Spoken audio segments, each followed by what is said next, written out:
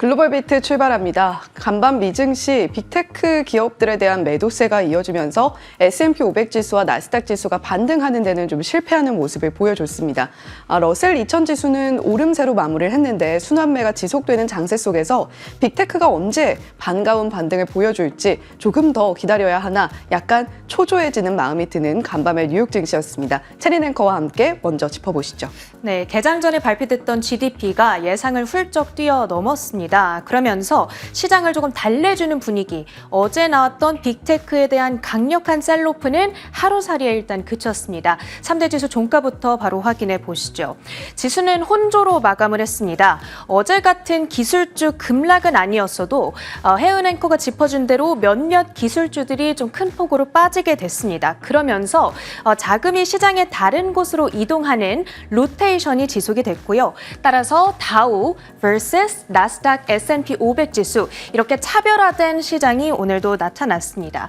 기술주가 조금 빠진 영향에 나스닥 지수가 0.9% 가장 큰 낙폭을 기록했고요.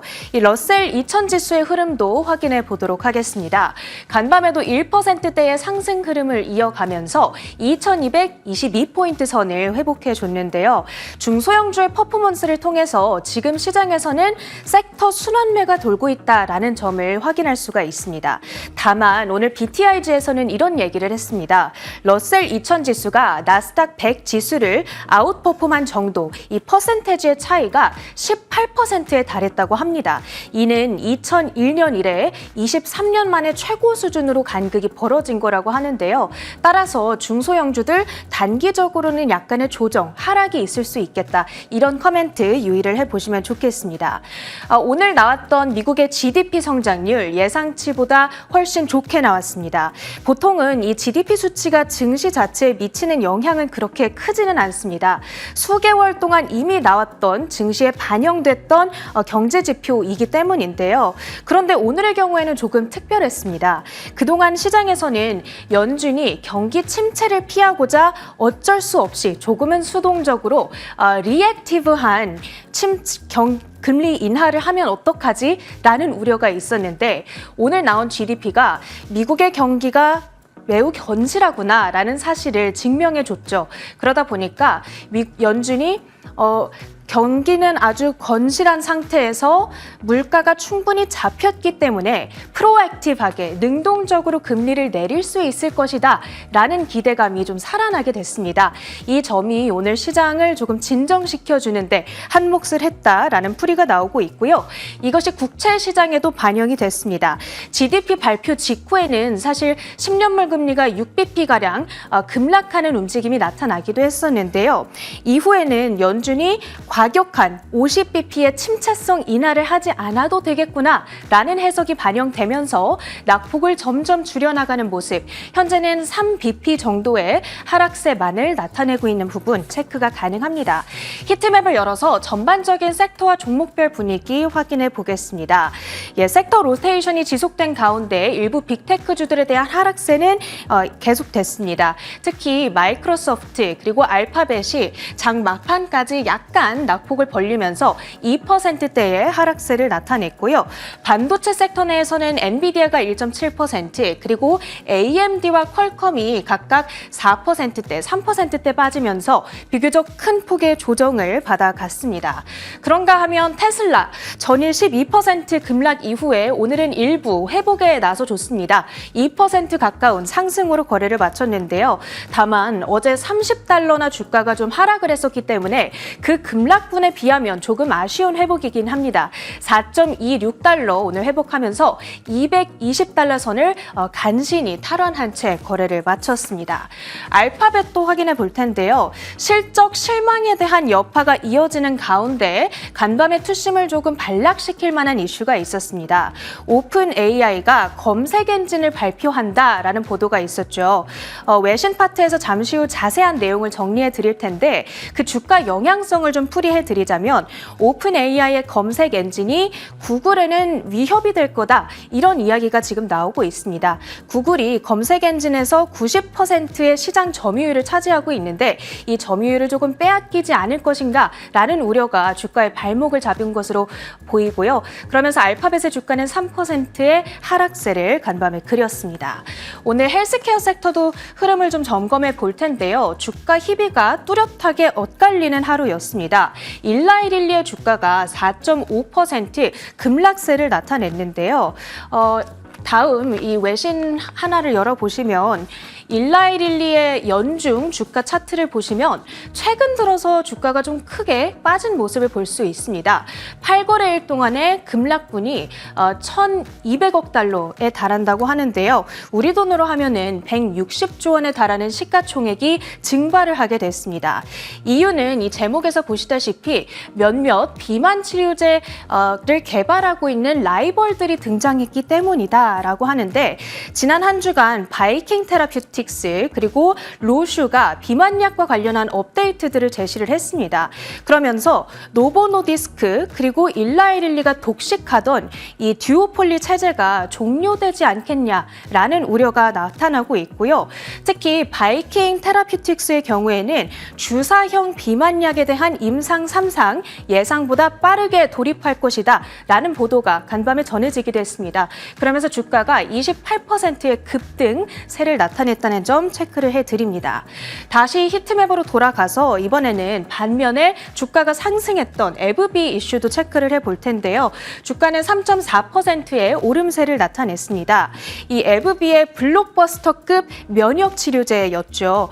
휴미라가 지난 12년간 전 세계에서 가장 잘 팔리는 약 가운데 하나였습니다. 그러면서 이 에브비에게 엄청나게 많은 매출을 가져다 줬던 약품인데요.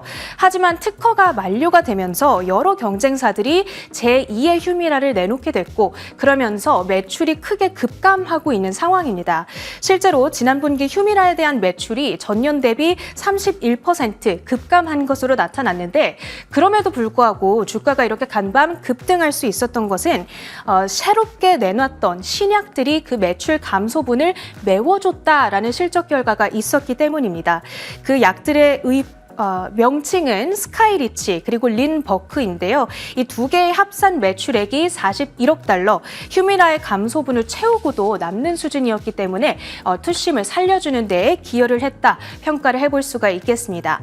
한편 오늘 업종별로 봤을 때에는 산업 섹터 그리고 에너지 섹터가 시장 대비 가장 강한 흐름을 나타냈는데요. 최근 국제 유가가 변동 장세를 이어가고 있죠. 간밤에는 미국의 GDP가 양호하게 발표가 되면서 수요 둔화, 수요 부족에 대한 우려를 씻어냈습니다. 그러면서 국제 유가 1%대의 오름세를 나타냈고요. 엑손모빌, 쉐보론 등이 2%, 1%대의 오름세, 발레로 에너지는 5%대까지 급등폭을 키워나갔다는 점 확인할 수가 있겠습니다. 그 밖에 시장을 움직였던 특징주들 확인해 보겠습니다. 전일 실적을 발표했던 포드의 주가가 2008년 금융위기 이래 최악의 하루를 보내게 됐습니다. 주가는 18% 급락세를 나타냈는데요. 어떤 점이 그렇게 문제였는가를 살펴보자면 2분기 EPS가 기대치 대비 30%나 하회하는 수준으로 발표가 됐습니다. 그러면서 매출은 비트를 기록했음에도 불구하고 EPS가 기대치 대비 21센트 낮은 수준으로 발표가 됐는데요. 문제가 발생한 차량에 대해서 보상 비용을 제공하는 이 보증비로 너무나 많은 지출이 있었다라는 차측의 설명이 있었습니다. 이 점 참고를 해보시면 되겠고요. 다음으로는 IBM도 확인해 보겠습니다. IBM은 아주 옛날에 세계 최초로 스마트폰을 만들었던 바로 그 회사인데요. 최근에 AI 컨설팅 혹은 소프트웨어 수요가 아주 크게 늘어나고 있다고 합니다. 그러면서 매출 비트 그리고 어닝은 보시다시피 서프라이즈를 기록을 했습니다. 그러면서 간밤 IBM의 주가는 4.3% 급등세를 나타냈고요.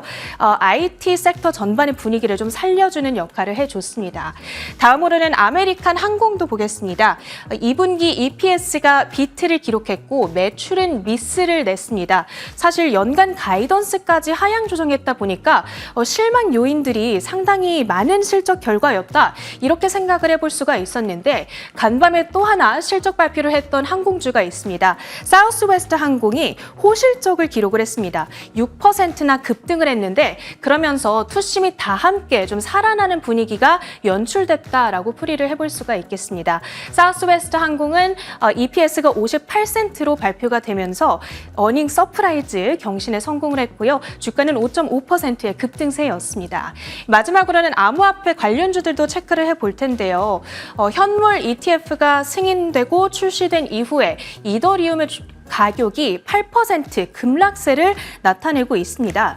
지난 1월에 비트코인 현물 ETF가 처음 거래를 시작한 이후에도 조금 비슷한 흐름을 나타냈었죠. 한 2주 정도에 걸쳐서 가격이 20% 급락했던 흐름과 비슷한 현상이 지금 나타나고 있습니다. 이더리움 가격의 흐름 앞으로 좀 예의주시 해볼 필요가 있을 텐데요. 간밤에는 가격 급락으로 인해서 코인베이스, 마이크로스트래티지, 아이리스 에너지 등의 각종 관련주들이 역시나 하락했다는 점 체크를 해보시면 좋겠습니다. 이렇게 간밤 특징주들 정리해드렸고요. 계속해서 외신 헤드라인 이어갑니다. 네, 외신 헤드라인 이어받았습니다. 간밤 미국 증시 받아든 경제지표 자체는 나쁘지 않았는데 시장이 3대 지수 모두 오름세로 마무리하기에는 조금 부족했다라는 걸까요? 간밤에 나왔던 미국 GDP 지표 그리고 실업수당 청구 건수까지 한 번에 짚어보도록 하겠습니다. 빅테크에는 반전이 없었기 때문에 조금 더 아쉬웠던 경제지표였는데요. 그럼에도 지표 자체는 굉장히 견조하게 나타났습니다. 미국의 올해 2분기 경제가 예상보다 가파른 속도로 성장한 것으로 나타났습니다. 미 상무부 경제분석국에 따르면 2분기 실질 국내 총생산 GDP 속보치가 전기 대비 연휴 기준 2.8% 성장한 것으로 집계됐습니다. 직전 분기인 1분기 성장률 1.4%의 2배에 달하는 수준이자 월스트리트 저널 전문가 예상치 2.1%를 훌쩍 넘어섰습니다.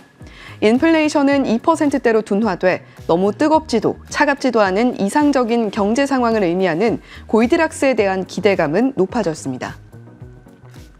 네, 사실 일각에서는 미국 경제가 이렇게 둔화세를 보이게 된다면 혹은 조금 더 빠른 속도로 둔화세를 이어가게 된다라고 한다면 금리 인하를 7월에 단행할 수도 있다. 깜짝 서프라이즈 인하를 7월에 받아볼 수도 있겠다라는 분석이 나왔었습니다. 하지만 이렇게 2분기 GDP 속보치를 받아들고 나니 9월 인하론이 조금 더 힘을 받는 듯한 분위기고요. 상세한 구성들을 살펴보게 되면 미국의 GDP의 70%를 지탱하는 부분은 소비 지출입니다. 개인 소비 지출이 1.5%에서 2.3%로 늘어나는 모습을 보여줬고요. 서비스 부문, 상품 지출 모두 견조하게 오르는 모습을 보여줬습니다. 이에 따라서 노란색 부분 보시면 되는데 노란색 부분이 확 늘어나는 모습을 이번 GDP 속보치에서 받아들 수가 있었고요. 정부 지출도 꾸준하게 늘고 있습니다. 3.9% 상승하는 모습을 보여줬는데 지금 화면상으로는 연보라색을 보시면 됩니다. 3.9% 국방 지출 부분이 특히 컸는데 정부 지출 항목 안에서 국방 지출이 차지하는 비율이 5.2%였다라는 부분도 함께 체크해 보시면 좋겠습니다. 다만 중요한 것은 개인 저축률이 감소하고 있다는 부분인데 이러한 부분들은 미국 경제를 한 번에 좀 꺾이게 할 수 있는 요소가 될 수 있기 때문에 지속적으로 체크를 하실 필요가 있겠습니다. 더불어서 신규 실업수당 청구 건수 데이터도 받아들었던 하루였는데요. 지난주에는 시장 예상치를 상회했고 전주보다도 아주 크게 늘어나는 모습을 보여줬습니다. 그런데 그 폭이 좀 작아졌고요. 그럼에도 불구하고 여전히 고용시장이 식어가고 있다는 것을 반증하는 데이터 받아들면서 연착륙에 대한 기대감, 골디락스에 대한 기대감 높아졌다라는 부분 체크해 보시면 좋겠습니다. 두 번째 헤드라인 이어가 보겠습니다. 오픈 AI가 구글의 아성에 도전한다라는 소식입니다. 서치 GPT 어떤 모습일지까지도 오픈 AI 블로그를 통해서 공개가 됐는데요. 이 서치 GPT에 대한 자세한 내용들 한번 짚어보겠습니다. 챗 GPT 개발사 오픈 AI가 자체 개발한 검색 엔진 서치 GPT를 공개하고 검색 시장 절대 강자인 구글에 도전장을 냈습니다. 오픈 AI는 25일 서치 GPT의 프로토타입 버전을 일부 이용자를 대상으로 테스트한다고 밝혔습니다. 오픈 AI는 자사 블로그를 통해 서치 GPT는 웹 최신 정보로 질문에 신속하게 답변하는 동시에 관련 출처에 대한 명확한 링크를 제공한다고 소개했습니다. 사람과 대화할 때와 같이 각 질의에 대해 공유된 정보를 통해 후속 질문을 할 수 있도록 하는 기능도 구현됐습니다. 네, 그렇다면 서치 GPT 화면 구성을 한번 들여다볼까요? 우리가 구글이 미국 전체 시장의 검색 엔진의 80~90%, 90% 이상을 점유하고 있다는 점을 감안할 때 서치 GPT와의 차이점은 무엇인지 일단 화면 구성상으로 짚어보겠습니다. 관련 정보가 포함된 사이드바를 이렇게 구축을 해서 내가 무언가를 검색을 했을 때 이것도 함께 보세요라고 제시를 하고 있는 것이죠. 그리고 챗 GPT의 기능을 사용하다 보면 어떠한 답변을 받아들었을 때 이 부분은 어떤 내용인지 조금 더 자세하게 설명해줘 라는 식으로 추가 질문을 던지기도 합니다. 서치 GPT 역시도 그러한 기능을 구현하는데 목표를 삼고 있다라고 이야기를 하고 있고요. 샘 올트먼의 경우에는 본인의 X 글을 통해서 현재 지금 검색 기능들이 여러 가지가 있습니다만 그럼에도 불구하고 더 나아질 수 있다고 믿습니다. 라는 이야기를 했습니다. 현재 미국 시장의 점유율이 높이 가져가고 있는 구글에 조금 저격했다라고도 풀이를 해볼 수가 있을 텐데 정보도 요약 가능하고 후속 질문이 가능한 이러한 서치 GPT는 결론적으로는 챗 GPT와 통합을 하는 것이 목표다라고 밝히기도 했습니다. 사실 검색의 아성에 도전을 하고 있는 기업은 오픈 AI뿐만이 아닌데요. 아마존의 제프 베이조스가 퍼플렉시티에 투자를 해서 검색 경쟁에 참여하고 있다는 소식도 함께 들려오고 있습니다. 이러한 부분들도 체크해 보시면서 검색 시장에 어떠한 큰 변화가, 어떠한 판도 변화가 생기는지 체크해 보시면 좋겠고 사실 오픈 AI 하면 애플과의 협력을 또 빼놓고 이야기를 할 수가 없을 것 같습니다.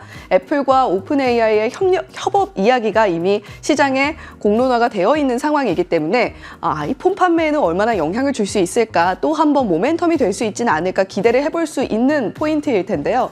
사실 어제는 중국 아이폰 출하량이 발표가 됐습니다.